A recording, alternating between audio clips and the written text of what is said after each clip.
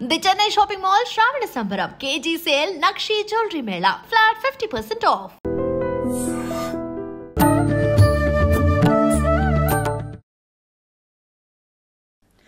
నమస్కారం, welcome to I dream. ధర్మ మార్గం విత్ విజిత కార్యక్రమానికి స్వాగతం.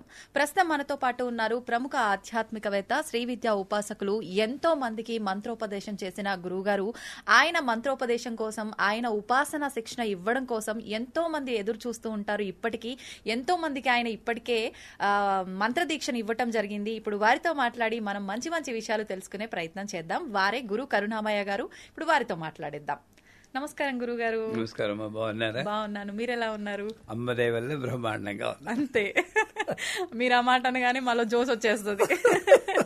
గురుగారు, ప్రతి ఒక్కరు కూడా అనుకుంటారు, అంటే భగవంతుణ్ణి ఎంతో భక్తితో పూజిస్తాము, మనసులో అంటే కోరికల కోసమే అని కాకపోయినా ఖచ్చితంగా భగవంతుడు ఉన్నాడు, మాకు ఆయన ఆ కోరిక నెరవేరుస్తాడు, ఆ కష్టం నుంచి గట్టెక్కిస్తాడు అని చెప్పి వేడుకుంటాం, చేయాల్సిన విధానం అంతా ఆచరిస్తాం. కానీ ఆ విధానాన్ని తీర్చే ముందు, మన సంకల్పం నెరవేర్చే ముందు అమ్మవారైనా సరే, స్వామి అయినా సరే చాలా పరీక్షలు పెడుతుంటారేమో అనిపిస్తుంది.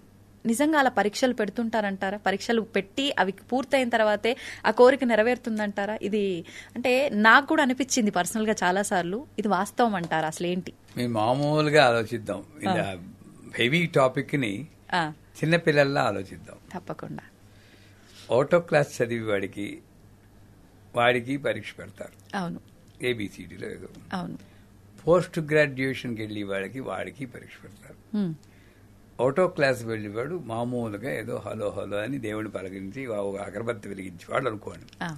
నేను అమ్మవారిని ప్రసన్నం చేసుకోవాలి, ఆవిడ వల్ల నేను అశేషమైనటువంటి ఆధ్యాత్మిక జ్ఞానాన్ని పొందాలి, పుణ్య కీర్తిని సంపాదించాలి, ఇవన్నీ భావనలతో నేను ఉపాసన చేస్తే మరి వీడికి నిజంగా అటువంటి వాల్యూ, అర్హత ఉందా లేదా అని పరీక్షించాల్సిన ఒక సిస్టమ్ ఒకటి ఉంటుంది కదా. అవును. అంతే కదా. సో అర్హతను నిర్ణయించడం కోసం ఒకటి. రెండోటి, a person who takes difficulty as an opportunity is a saint, who takes opportunity as a difficulty is a normal person అంట. నాకు పరీక్షని ఎవడికి పరీక్ష పెడుతుంది? ఒక చిన్న విషయం, మా గురువు గారు నవావరణ పూజని శ్రీ విద్యలో చాలా కష్టమైన లాస్ట్ పూజ అనమాట. అది న్యాయంగా చెప్పాలంటే 16 గంటల పూజ. మా గురువు గారిని censor cut cut cut cut అని ఇది ఎక్కలేదు మనకు అక్కలేదని 4 గంటలకు కుదించారు. కుదించి మాకు ఇంకా నేర్పలేదు. నాకు ఒక పుస్తకం ఇచ్చే రోజు, సుబ్బు, నన్ను సుబ్బు అని పిలుస్తారు ఆయన, సుబ్బు నువ్వు ఇది రేపు చేస్తున్నావు అన్నారు. అప్పుడు కొంచెం యంగ్ ఏజ్ కదా, ఉక్రోషం వచ్చింది. కనీసం పూజ పేరైనా చెప్తారా, మాకు టీచ్ చేయడం మాట అటుండండి, పేరైనా చెప్తారా అని అడిగాను. దీన్ని నవావరణ పూజ అంటారు. శంకరాచార్య వాళ్ళు పీఠంలో వాళ్ళు చేస్తారు. ఓహో, దానికి ట్రైనింగ్ లేదు, నేను చెయ్యాలి. రేపే మళ్ళీ 200 మంది వస్తున్నారు. కామాఖ్య పీఠంలో నువ్వు చేస్తున్నావు. ఎంత పెద్ద పరీక్ష అండి. కానీ మా గురువు గారి ట్రైనింగ్ వల్ల, మా అమ్మ ఇచ్చిన ట్రైనింగ్ వల్ల ఏదో నాలో కెపాసిటీ లేకపోతే మా గురువు అంత పరీక్ష పెట్టడు, ఆయనే ఇస్తాడు స్ట్రెంగ్త్ అన్నారు. మార్పు నాలో వచ్చింది. సూపర్.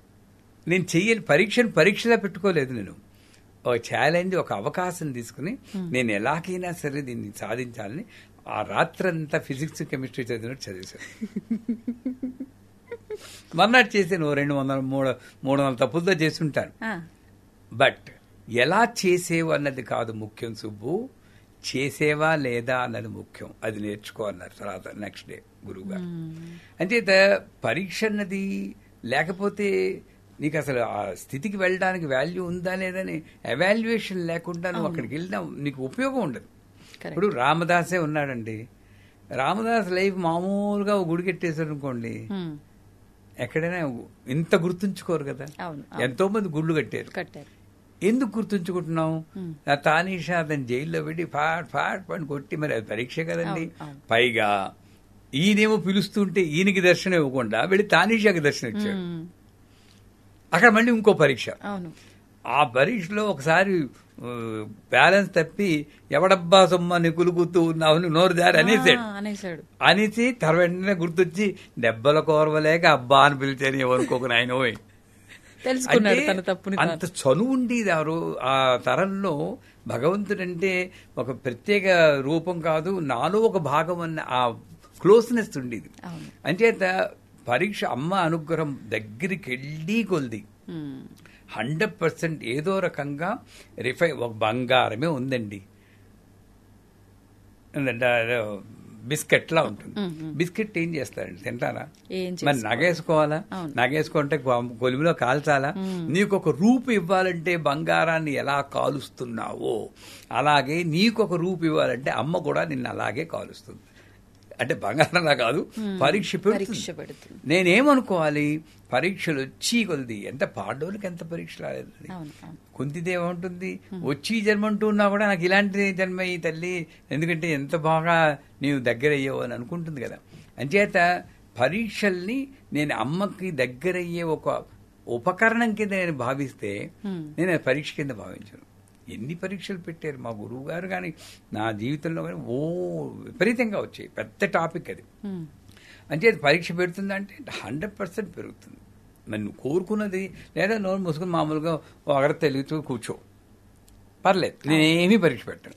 కానీ ఇక్కడికి రావాలి అంటే వారు చదివితే పుణ్యకీర్తి సంపాదించి అమతిర్మేధ శృతి స్మృతిరంతమా పుణ్యకీర్తి పుణ్యలభ్య.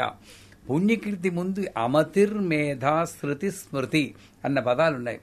అంటే నువ్వు ఏ ఆలోచన వచ్చినా సరే దానికి లొంగకుండా ఈ ఆలోచన అమ్మ వల్లే వచ్చింది, ఆలోచన ముందు అమ్మ ఉంది అన్న స్థితికి నువ్వు చేరాలి. దానికి పరీక్ష పెడుతుంది. శృతి స్మృతి, వేదము ఉపనిషత్తు చదువుకోవాలంటే నీ కంటతా వచ్చిందంటే 64 ఏళ్ళు పడుతుంది 4 వేదాలు పట్టుకుంటే అనేది ఎవరో చెప్పారు. 16 ఏళ్ళు ఒక వేదానికి. అంత వయసు మన దగ్గర లేదు. అంటే వేదం వచ్చిందా అని చూడకుండా వేద సారం నీకు వంట పెట్టిందా అని అక్కడ పరీక్ష పెడుతుంది. శృతి అనుత్తమ, నువ్వు మామూలు వాళ్ళగా ఉన్నావా లేక యునిక్ గా ఉన్నావా? రోడ్డు మీద ఎవడో గిలగలా కొట్టుకుంటూ ఉంటాడు, నువ్వు వీడియో తీసి యూట్యూబ్ లో పోస్ట్ చేసుకుంటున్నావా లేక వాడికి ఏమైనా సాయం చేస్తున్నావా? ఆ పరీక్ష పెడుతుంది. రేపు నీకు ఒక పరీక్ష పెడుతుంది. అనుత్తమ నువ్వు, ఎందుకంటే ఒక చరిత్రలో మిగిలిపోతావు. ఎంతమంది గుర్తుంచుకుంటున్నారు? మనం పోయామనుకోండి, ఎంతమంది గుర్తుంచుకుంటారండి? మన ఫ్యామిలీ మెంబర్సే 10 నెల రోజులు 3 నెలలు గుర్తుంచుకున్న తర్వాత మళ్ళీ మామూలే అయిపోతుంది.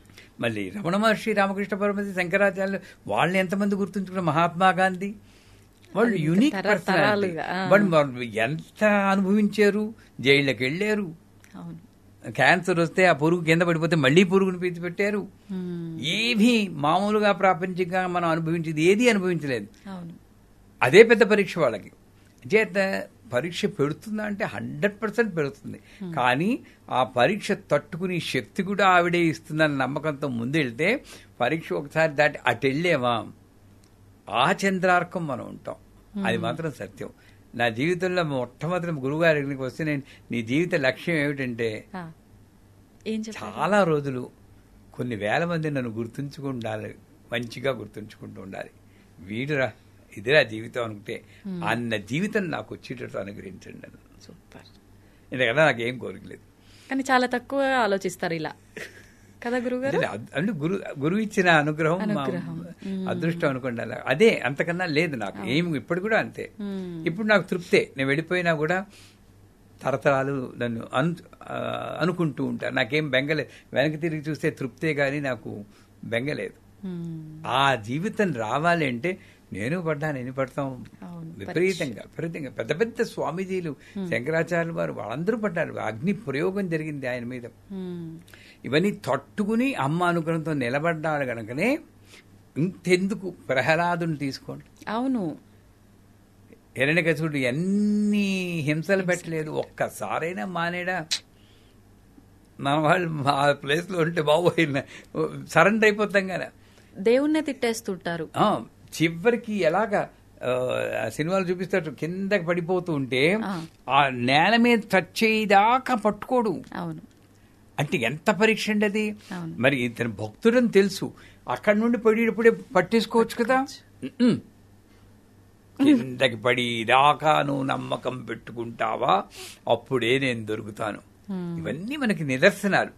చేత మనం మన జీవితంలో అటువంటి పరీక్షలే వాళ్ళు తట్టుకున్నారంటే ఇవన్నీ చిన్న చిన్నవే అనుకున్నామా ముందుకెళ్తాం. అద్భుతం గురుగారు, నిజంగా ప్రతి ఒక్కరు ఈ భావనతో ఉండాలి. నిజంగా ఇప్పుడు ఇది వినగానే అనిపిస్తుంది వెంటనే ఇది పాటించాలి, ఇలాగే ఉండాలి అని. మరో క్షణం నార్మల్ ఇలా అయిపోతుంది. అందరూ శ్మశాన వైరాగ్యం, ప్రసూతి వైరాగ్యం, పురాణ వైరాగ్యం ఇలా వైరాగ్యాలు ఉండకుండా నిజమైన వైరాగ్యం మనం అలవర్చుకోవాలి అని ఒక దృఢ సంకల్పం ఉంటే చాలు, ఆవిడ అనుగ్రహంతో అదే వచ్చేస్తుంది. గురుగారు, నేను ఇప్పుడు అడగబోయేది కళలకు సంబంధించి.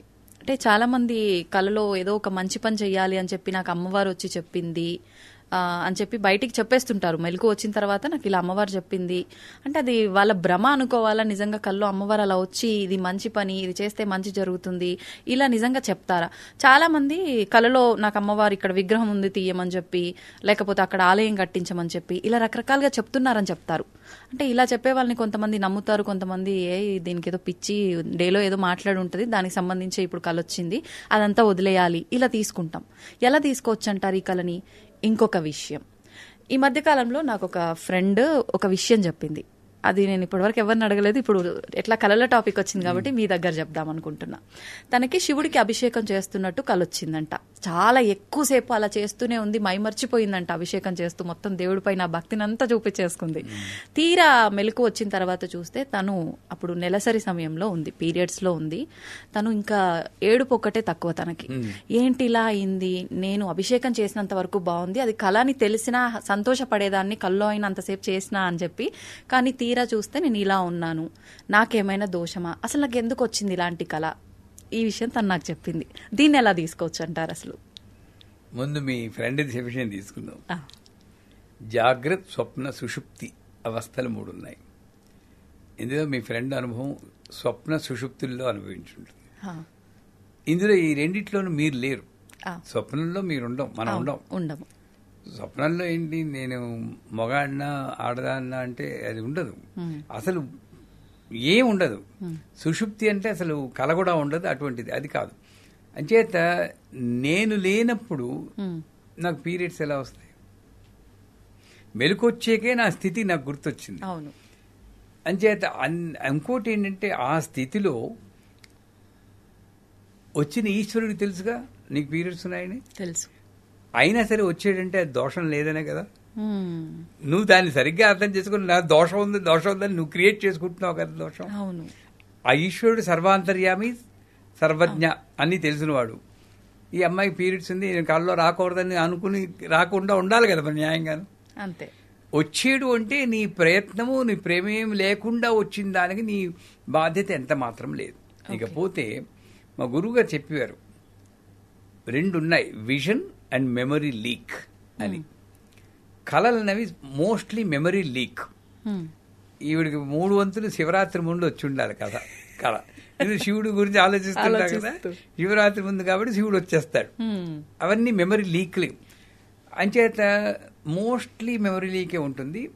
విజన్ అంటే ఏమిటి అని మా గురుగారు అడిగితే, నీకు ఇంత ముందు చూడనటువంటి ఆకారాలు గాని చూడలేటువంటి దృశ్యాలు గాని కనబడితే నీ మెమరీకి బియాండ్ యువర్ మెమరీ, అది విషన్ అని గుర్తుంచుకోవాలన్నారు. ఇప్పుడు మా కళలో మధురై మీనాక్షి కనబడింది, మంచిదే, మెమరీ లీక్. ఆకాశంలోని పుష్పవర్షం కురిచింది, మెమరీ లీక్. కాకపోతే అరటి చెట్టు నుండి కలువు పువ్వు వచ్చింది, బుర్ర తిరిగిపోతుంది. ఎలా వచ్చింది? ఏదో ఉద్దేశం ఉంది. దీని మళ్ళీ వ్యాఖ్యానాలు చెప్పమని అడుగుతుంటాను. నాకు నా గురుగారితో కూర్చున్నప్పుడు కుంభాభిషేకం అప్పుడు ఇక్కడ కూర్చో జపం, కళ్ళు మూసుకో అన్నాడు. అప్పుడు కళ నిద్రపోలేదు కూడా. మూసుకుంటే చుట్టూరా ఉన్న జనాలకు బదులు గాజులేసుకున్న చేతులు వచ్చి, భూమి మీద నుండి చేతులు వచ్చి ఇలా మా మీద అక్షతలు వేస్తుంది. మా మీద అక్షతలు పైనుండి పడాలి కానీ భూమి మీద నుండి రావడం ఏమిటి? అలా చూస్తూనే ఉన్నాను అనమాట. లోపల మా గురువు గారి గురుపత్ని అన్నపూర్ణాంబ వచ్చి, ఎరసుబ్బు ఇక్కడున్నావేంటి? ఇక్కడే ఉన్నాను, గురువుగారి పక్కన కూర్చున్నాను. లేదు, ఇక్కడ ఉంటుంటే సహస్రాష్ట్ర దగ్గర కూర్చుని నువ్వు లలిత సహస్రం చదువుతున్నా, నేను వినొచ్చాను. అంటే ఏమిటి? ఆ టైంలో శరీరానికి అతీతమైన అనుభవం కలిగింది. నేను ఇలా చూస్తున్నాను, నేను ఇక్కడే ఉంటే గురువుగారు నా వైపు చూసి నవ్వుతున్నారు. అది అనుభవం, అది విషన్ అని చెప్పి. కాకపోతే మరి కల్లో అమ్మవారు కనబడి చేయమంది, అది చేయమంది అనుకుంటే ఓ పాజిటివ్గా తీసుకుని మెమరీ లీక్ అయినా కూడా మంచే కదా, చేస్తే పోయింది కదా, అది మెమరీ విజన్ అనుకుని నాకు అమ్మవారు గుడి కట్టించమంటే శక్తి ఉంటే గుడి కట్టిస్తే మన జీవితం బాగుపడుతుంది, 10 మందికి బాగుంటుంది. అదే ఎవరినో పొడి చేసినట్టు ఒక కళ వస్తుంది అనుకోండి, అది నేను మెమరీ లీక్ అనుకోవాలి. ఎవడి మీద నాకు కోపం ఉంది, అది దానికి మేనిఫెస్ట్ అయిపోయి పొడిచినట్టు అస్సలు పట్టించుకోకూడదు అనాలి. ఆ మెమరీ లేకని విజన్ కింద తీసుకోవాలి. దీన్నేమో అందుకే పీడకల్లని అందరూ అందరి దగ్గరికి వెళ్తూ ఉంటారు. స్వామి నాకు, మీకు కూడా చూడండి, ఒకప్పుడు దొంగాడెవడో ఇంట్లోకి వచ్చినట్టు మనం అరవాలనిపిస్తుంది, నోరు రాదు, అరుస్తున్నాం అనుకుంటాం. అవునా కాదా? అంటే ఏంటి, మీ మెంటల్ స్టేట్ ని బట్టి ఆ కళ వస్తూ ఉంటుంది. పీడకలు ఇవన్నీ వచ్చినప్పుడు చాలాసార్లు చచ్చిపోయినట్టు వస్తుంది, మనమే చచ్చిపోయినట్టు వస్తుంది, లేదా గొప్ప కష్టం వస్తున్నట్టు, బస్సు కింద పడిపోయినట్టు కూడా వస్తుంది. ఇలాంటి పీడకలు నిజంగా మా గురువుగా చెప్తాను ఏమిటంటే, నిజంగా నువ్వు అనుభవించాల్సింది రాసి పెట్టున్నా నీ ఉపాసన వల్ల కలలో అనుభవించినట్టు చేసింది, అక్కడికి తొలగిపోయింది. ఇంకా అందుకే షిరిడి సాయి చరిత్రలో కూడా కలలో టీబీ వస్తుంది వాడికని ఒక చోట చెప్తారు. అంటే టీబీ అనుభవించాలి, నిజంగా అనుభవిస్తే సంవత్సరాల తరబడి దగ్గుకుంటూ కూర్చోవాలి. అలా కాకుండా వాడి నమ్మకం వల్ల, ఉపాసన వల్ల నిద్దట్లో కర్మ పూర్తిగా తీసేయలేడు, నిద్దట్లో. అంచేత వచ్చి పీడకలన్నీ కూడా నా యొక్క కర్మ విశేషం చేత నిద్దట్లో అనుభవించేది, థ్యాంక్ యూ అని అనుకుంటే గొడవ లేదు. దీన్ని పట్టుకెళ్లి మళ్ళీ ఎవరి దగ్గరకు వెళ్ళిపోయి ఇది వచ్చిందంటే అగో పలానా హోమం చేసే అంటారు వాళ్ళు, డబ్బు ఖర్చు అవుతుంది, ఇవన్నీ అనవసరం నా దృష్టిలో. ఏదైనా సరే అమ్మవారు లేలేనండి, మంచి వచ్చినా చెడు వచ్చినా అమ్మవారు, మంచి చెడు లేవు, ధర్మాధర్మ వివిధిత. మంచి కళ వచ్చింది, విదిత గారికి పట్టు చీర కొనివ్వండి అని వచ్చింది అనుకోండి, కొనిస్తే పోలే, మంచిదే చేస్తున్నారు కదా గురుగారు అయితే. అంతేగాని దాన్ని మళ్ళీ విశ్లేషణ చేసుకోవడం ఎందుకు? అవును. అదే ఒక పీడకలో చెడ్డకలో వచ్చింది అనుకోండి, అవి అవన్నీ లీక్లే, మెమరీ లీక్, ఏం పట్టించుకోకలేదు. ఎప్పుడో నిజంగా జరగాల్సింది నా అదృష్టం బాగుంది, కల్లో అయిపోయింది, నిజంగా అయిపోతే ఎంత ఘోరంగా ఉండని అమ్మవారికి థ్యాంక్స్ చెప్పుకోవాలి. పీడకలకి అమ్మవారికి థ్యాంక్స్ చెప్పుకోవాలి. అది కరెక్ట్ అయినటువంటి పద్ధతి. అంటే కళల్లో అమ్మవారు చెప్పింది నిజంగా వచ్చిందా అంటే, నమ్మితే అమ్మ లేకపోతే బొమ్మ అని అంటూ ఉంటారు కదా, అలాగే మంచి నమ్మకం ఉండడం ఎప్పుడు మంచిదే. రేపు ఏమిటో గ్యారంటీ లేదని అన్ని వేదం చెబుతుంది, ఉపనిషత్తు, కానీ నెక్స్ట్ వీక్ కలుస్తాను అయి ఏ ధైర్యంతో చెప్తున్నావు? పాజిటివ్ కాబట్టి. అలాంటి పాజిటివ్ యాటిట్యూడ్ తీసుకుంటే ప్రతి కళ మంచిదైతే మనం వెంటనే చేసుకుంటే శక్తి అనుసారం మంచిది. లేదా విపరీతంగా వచ్చిందంటే పర్లేదు నాది కాదు అనుకుని బ్రష్ ఆఫ్ చేసుకోవడం మంచిది. సూపర్ గురుగారు. అంటే మీరు చెప్పిన దానికి నాకు ఆల్రెడీ అంత క్లియర్ అయిపోయింది. బట్ ఊర్లలో ఎక్కువగా పెద్దవాళ్ళు చెప్తూ ఉంటారు, అంటే పెళ్లికి సంబంధించిన కళ వస్తే ఎవరికో ఏదో జరగబోతుంది అని చెప్పి, నీళ్లు కళలో వస్తే కూడా మనకి ఏదో శోకం అని చెప్పి, ఇలా చాలా రకాలుగా చెప్తుంటారు. అవన్నీ ఒక పెర్మిటేషన్ కాంబినేషన్ థియరీ. 5 మందికి ఈ కళ వస్తే వాళ్ళ, ఇప్పుడు మా దీంట్లో శ్రీమంతం అలవాటు లేదండి అంటుంటారు. అవును అవును. ఎందుకు? శ్రీమంతం ఒక 4 సార్లు అటెంప్ట్ చేస్తే ఏ ముసలమ్మ వెళ్ళిపోయి ఉంటుంది, 70 ఏళ్ళ ముసలమ్మ ఎలాగా వెళ్ళాలి, వాళ్ళు శ్రీమంతానికి లింక్ పెట్టేస్తారు. ఈ శ్రీమంతం వల్ల ముసలం వెళ్ళిపోయేవారి 3 సార్లు 3 ముసలం వెళ్ళిపోతే ఇంక శ్రీమంతం మా ఇంట్లో రాలేదు. మాకు ట్రెండ్, మీ టీవీలో ట్రెండింగ్ అంటారు కదా, ట్రెండింగ్ అయిపోతుంది అంతే. అలాగ వచ్చిందే తప్పితే దీనికి దానికి అసలు లింక్ లేదండి. ఉండే స్వప్న, ఇప్పుడు ఏంటి, ఒకవేళ అలా వచ్చిందనుకోండి, స్వప్న వారాహి అని ఘోరే ఘోరే టాటా స్వప్నం టాటా అని ఒక మంత్రం ఉంది. స్వప్న వారాహి మంత్రం చదువుకుంటే ఒకవేళ అలా వచ్చినా కూడా ఆ దోషం మనకి తగలకుండా ఉంటుంది. అది లేదు. ఒకవేళ ఆ ఫీలింగ్ ఉంటే మనం స్వప్న వారాహి మంత్రం చదువుకుంటే ఆ దోషం ఉండదు. సో అంచేత ఇది వస్తే అది జరుగుతుంది, అది వస్తే ఇది జరుగుతుంది. ఏమండి అంత ఉపాసన మనం చేస్తున్నామండి, అమ్మవారు వచ్చేసి నీకు లేదు అంత భక్తి ఎక్కడ చూపిస్తున్నాం మనం.